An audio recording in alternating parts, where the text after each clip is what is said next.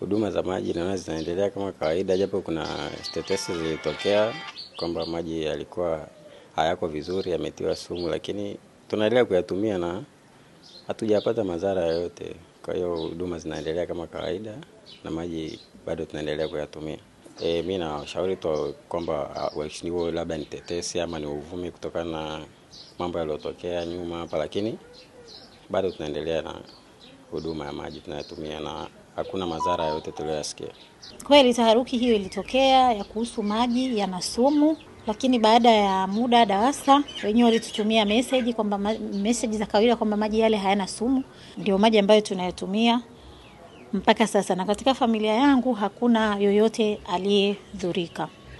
Mimi kwa maoni yangu na wanawasi wananchi wenzangu, linapotokea taharuki kama hiyo, naomba wawe watulivu mpaka watakapopata taarifa kwa wahusika wenyewe.